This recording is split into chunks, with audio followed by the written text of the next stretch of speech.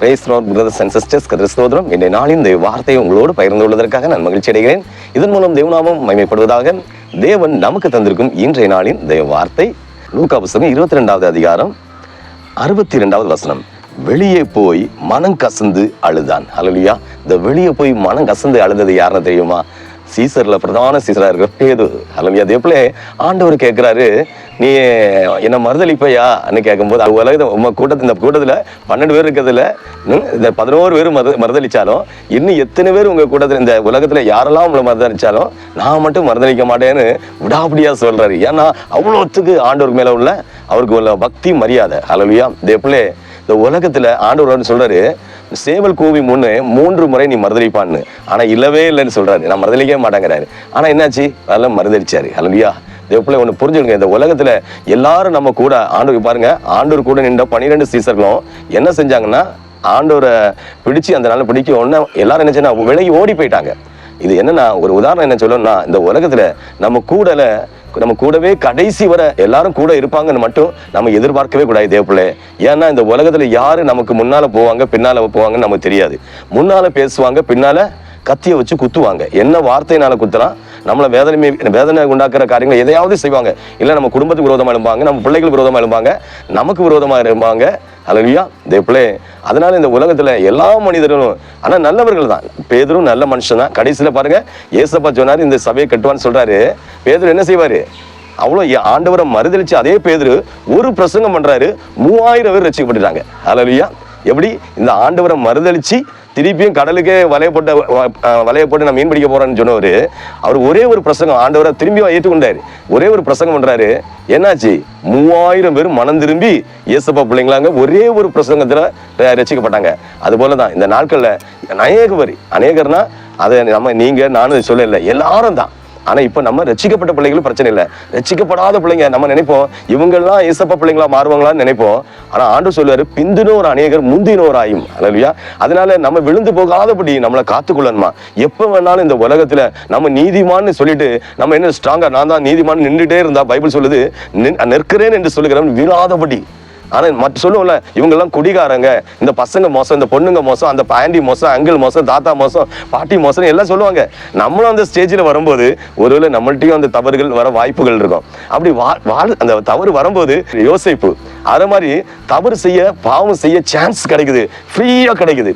காசே நீங்க கொடுக்கண்டா, காசு கொடுத்து தான் அந்த உலகத்துல நிறைய பாவம் செய்ய வழி இருக்கு. ஆனா பாவம் செய்வதற்கு பணமே தேவையில்லை, ஃப்ரீயா வருது.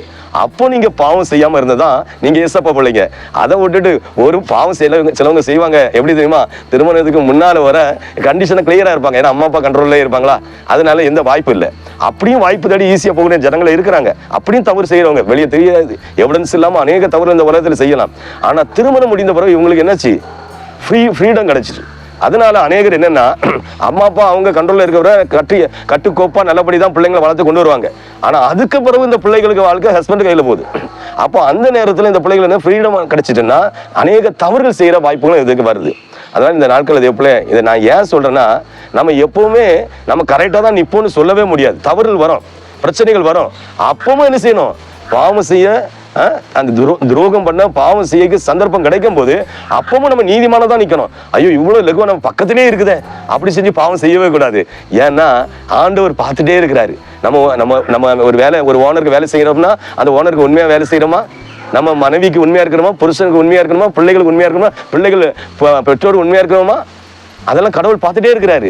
நம்ம ஆண்டவர் கோடியில ஒருத்தர் இல்ல, அவர் மட்டும்தான் ஆண்டவர். நமக்கு அப்படிதான் ஃபாலோ பண்றோம். நம்ம கோடியில அவரு இருக்கிறாரு, இவர் இருக்கிறாரு, அவர்ல இவரும் ஒரு ஆளா இருப்பார் போல, அப்படி எல்லாம் கிடையவே கிடையாது. ஹல்லேலூயா.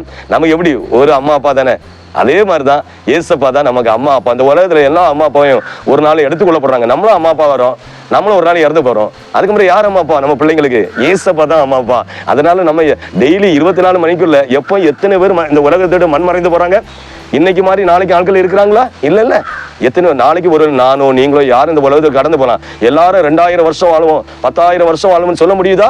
நம்ம ஃப்ரெண்டு மாதிரி கூட படிச்சவங்க, பழகினவங்க, சொந்த பத்தவங்க எத்தனை ஜனங்கள் உயிரோடு இல்லை. நம்ம அதெல்லாம் பார்த்துட்டு தானே இருக்கிறோம். அப்படி இருந்துட்டோம் நம்ம மனசு நம்மளை யாரும் பார்க்கவா போறாங்க? அவங்களுக்கு விரோதமா ஒரே ஒரு பொய் சாட்சி தானே சொன்னேன். அவங்களுக்கு விரோதமா ஒரு காரியம் சொன்னா அதனால எல்லாரும் சொல்றாங்களே, நானும் சொன்ன என்ன, எல்லாரும் கிணத்துல விழுறாங்கன்னு சொல்லி நம்மளும் கிணத்துல போய் சாட முடியுமா? எல்லாரும் சைனடு சாப்பிடுறாங்கன்னா நம்மளும் சைனடு சாப்பிட முடியுமா? இல்ல. அதே போல இன்னொரு காரியம் புரிஞ்சுடுங்க, ஆண்டவரை அந்த மறுதளிக்க மாட்டேன் ஆண்டவர் சொல்லாரு. 3 நேரம் நீ என்ன மறுதளிப்பான்னு கேட்கும்போது மாட்டேன்னு சொல்றவன் என்ன செய்யற, பேதுரு மறுதளிச்சாரு. ஆனா அவர் உணர்வடைஞ்சாரு. என்ன சொல்றாரு அந்த வசனத்துல, வெளியே போய் மனங்கசந்து அழுதான். தேவ பிள்ளை, இந்த நாள்ல நம்ம ஒரு தப்பு செஞ்சா ஆண்டவர் செய்த பாவத்தை திருப்பி செய்யாதபடி உணர்வடை செய்கிற ஆண்டவர், நம்ம ஜீவிக்கிற ஆண்டவர், நம்ம கூட இருக்கிறாரு. அவர் என்ன செய்யறார், மனங்கசந்து ஆண்டவரே இந்த தப்பு நான் பண்ணிட்டேன் ஏசப்பா, எனக்கு மன்னிங்க ஏசப்பான்னு சொன்னா அவர் அம்மாவும் அப்பாவும் போல நம்ம கூட இருந்து, ஒரு அம்மா அப்பா கூட அவ்வளோத்துக்கு சொல்ல முடியாது. சில காரியங்களை சொன்னா அம்மா அப்பா இல்லை, மனைவி இல்லை, புருஷனே இல்லை, வீட்டை விட்டு வெளியே தான் போனோம். எல்லாருக்கும் சிந்தனையில என்ன இருக்குன்னு கவனமா இருங்க. ஏன்னா ஆண்டவர் சிந்தனையில இருக்கிற பாவத்தை கூட கழுகி சுத்திகரிக்கிறார் ஆண்டவராக இயேசு கிறிஸ்து. அதனால ஆண்டவரே என் பாவம் இப்படி இருந்தது, அந்த நம்ம பாவம் மலை போல இருந்தாலும் அதை பனி போல உருட செய்து நம்மளை பரிசுத்த பிள்ளையா மாற்றுறாரு. அம்மா அப்பாவே சொல்றாங்க, என் பிள்ளையா இப்படி, நான் சொல்ல கீழ்படியாத, இல்ல என் புருஷனா இப்படிப்பட்டவா மாறிட்டாரு, என் மனைவியா இப்படியா எதுக்கு எடுத்தாலும் எடுத்து சாடியே பிரச்சனை பண்ணுவாங்க, இவங்களா இவ்வளவு மாறிட்டாங்க, எங்க அம்மா அப்பாவா என் பிள்ளைங்களா. ஆண்டவர் அப்படி ஒரு மெராக்கலா உருவாக்குறாரு. காரணம் என்னன்னா, அந்த பேதுரு மனம் கசந்து அழுதான். இந்த தப்பை செஞ்சுட்டேனே சொல்லி மனம் கசந்து அழுதான். நீங்க எந்த உங்க சரீரத்திலேயோ சிந்தனையிலோ ஏதோ ஒரு பாவத்தை செஞ்சு விட்டு இருக்கீங்களா? இது யாருக்கும் தெரியாது. ஒருவேளை தெரிஞ்சுதான் கூட திருப்பி என்ன செய்றீங்க, மனம் கசந்து, ஐயோ நான் தெரியாதனமா அந்த பாவத்தை செஞ்சுட்டேன்னு மனம் கசந்து, எசப்பா என் பாவத்தை மன்னிங்க, செய்த பாவத்தை திருப்பி செய்யாதபடி உணர்வடைய செய்யுங்க, எசப்பா எனக்கு மன்னிப்பு கிடைக்கும், என் உதவி செய்யுங்கன்னு சொல்லி நீங்க கசந்து மனம் கசந்து அழுதீங்கன்னா ஏசப்பா என்ன செய்யறாரு, திரும்பி பார்ப்பாரு. ஏசப்பா அந்த வார்த்தை சொல்றாரு, ஏசப்பா திரும்பி பார்க்கும் போதுதான் இவன் மனசு உடஞ்சு போனான். உடஞ்சு போய் தான் அந்த வார்த்தை சொல்றான், வெளியே போய் மனம் கசந்து அழுகிறான். 3 முறை மறுதளிச்சுட்டேனே, ஆண்டவர் சொன்ன மாதிரி நான் மறுதளிச்சுட்டேனே சொல்லி கண்ணீர் விடுறான். இந்த நாட்களையும் உணர்வடைகிற பிள்ளைகளா நீங்க இருந்தீங்கன்னா கண்டிப்பா ஆண்டவர் சொல்றாரு, ஒரு சகோதரனை 7 இல்ல 70 நேரம் மன்னின்னு. ஒரு நமக்கு விரோதமா ஒரு ஆள் வந்து வாராங்க, நம்ம ஒரு தப்பும் பண்ணல, அவங்க ஏதோ மிருகங்களை போல சாடிட்டு போறாங்க, சண்டை போட்டு போறாங்கன்னா நம்ம மன்னிச்சிடறோம். ஏன்னா ஆண்டவர் 7 இல்ல 70 நேரம் மன்னிங்கிறாரு. நம்மளால யாரையும் மன்னிக்க முடியாது. சாதாரண ஜென்ம சுபாவம் எப்படிப்பட்டது, பாதியில 3/4 பங்கு மிருகமா மாறிடுவோம். ஆனா ஆண்டவர் என்னன்னா, இயேசுப்பா பிள்ளையா மாறும்போது ஆண்டவர் எப்படிப்பட்ட மிருக சுபாவமா இருந்தாலும் அவருக்கு சாந்த சுரபி, சாந்த குணம், சாந்த பிள்ளைங்களா, சாந்தமான சுபாவம் உள்ள பிள்ளைகளா மாட்டுவாரு. என்னதான் பாவம் செஞ்சாலும் கோபம் கொண்டாலும் பாவம் செய்யாதவங்களை சொன்ன ஆண்டவர் நம்ம எல்லா பாவத்தையும் மன்னிச்சிருவாரு. சிறு வயதுல இருந்து இந்த வயசு வரை செஞ்சதை மன்னிக்கிறான் ஆண்டவர். அதான் அந்த ஆண்டவர்கிட்ட அவன் திரும்பி பார்க்கறான். அவரை பார்க்கும் போது அவனுக்கு தெரியுது, ஐயோ ஆண்டவர் விரோதமா பாவம் செஞ்சுட்டேன்னு சொல்லி மனங்கசந்து அழுகிறான். இன்னைக்கு சின்ன வயசுல இருந்து இந்த நாள் வரை உங்க சிந்தனைகள்ல, செயல்பாடுகள்ல, சரீரத்துல எவ்வளவு அழுக்கான காரியங்களை ஒட்டி இருந்தாலும், ஒருவேளை நான் சரீரத்துல தப்பு செய்யல, நான் சிந்தனையில தானே தப்பு செஞ்சேன், அப்படி இருந்தா கூட அந்த பாவத்தையும் கழுகி ஆண்டவர் மன்னிக்கிறாரு.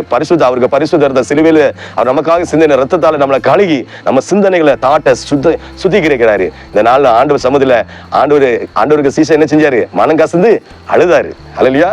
இந்த நாளிலும் ஆண்டவர் சமூகத்துல நீங்க தனிமையா இருக்கும்போது அழுது ஜெபிப்பீங்களா? இப்பவும் ஜெபிப்போமா? ஜெபம். பரிசுத்த தகப்பனே, இந்த அருமையான வேளையிலும் வெளியே போய் மனம் கசந்து அழுதான் அந்த பேதுரு. ஆண்டவர் காட்டு அந்த தேவனை மறுதளிச்ச அந்த பேதுரு அந்த மனம் கசந்து அழுதது போல எங்க வாழ்க்கையில ஆண்டவர் என்னென்ன காரியங்களெல்லாம் இந்த செய்தியை பார்த்து கேட்டுக்கொண்டு இருக்க ஒவ்வொரு பிள்ளைகளும் வாழ்க்கையில என்ன துணிகரமான பாவங்கள், அசுத்தங்கள், என்னென்ன காரியங்களா சிந்தனைகள், செயல்பாடுகள்ல ஒட்டி இருந்தாலும் ஆண்டவரே மனம் கசந்து, ஆண்டவரே இந்த தவறை நான் இனி செய்ய மாட்டேன் ஏசப்பா அன்னு சொல்லி மன்னிப்பு கேட்க உதவி செய்யுங்கப்பா. இவங்க அறிந்தும் அறியாமலும் துணிகரமாக செய்த எல்லா பாவத்தையும் மன்னிப்பீராக, உணர்வடைய செய்யுங்க, உம்முடைய பிள்ளையாக மாற்றுங்கப்பா. ஏசப்பா நான் உம்முடைய பிள்ளையா மாற எனக்கு இறக்க செய்யுங்கன்னு கேட்கிறேன். இந்த பிள்ளைகளுக்கு வாழ்க்கையில என்ன போராட்டங்கள், பிரச்சனைகள், பிரதிகூலங்கள், பிசாசின் உபத்திரவங்கள், ஆண்டவர் விட முடியாத பாவ காரியங்கள் எல்லாவற்றையும் என் சிறு வயதுல இருந்து இந்த வயசுல இருந்து இந்த பாவம் போக மாட்டேதே, நான் என்ன செஞ்சாலும் என் சிந்தனை விட்டு எடுத்து போட மாட்டேதே சொல்லிடுறேன். அப்பேற்பட்ட பாவமா இருந்தாலும், அது எப்பேற்பட்ட பாவமா இருந்தாலும், எப்பேற்பட்ட பலகீனமான ஒரு சூழ்நிலையா இருந்தாலும் அதை இயேசுவின் நாமத்தில் அப்புறப்படுத்தி போடுறான்ப்பா. நீர் இறக்க செய்து இந்த பிள்ளைகளுக்கு இறக்க செய்யுங்க. உம்மால் கூடாத காரியம் ஒன்றுமே இல்லைன்னு சொன்னீரே. இந்த பிள்ளைகளை இறக்க செய்து எல்லா காரியங்களிலும் ஒரு விடுதலை கொடுப்பீராக, அற்புதங்களை செய்வீராக, மேன்மைப்படுத்துவீராக, அதிசயங்களை செய்வீராக. உங்களுடைய சுத்தம் திட்டத்தை 100க்கு 100 இந்த பிள்ளைகளுக்கு வாழ்க்கையில நிறைவேற்றுவீராக என்று மீட்பர் இயேசுவின் நாமத்தில் ஜெபிக்கிறேன் ஜீவனுள்ள பிதாவே. ஆமென், ஆமென், ஆமென். அல்லேலூயா, அல்லேலூயா.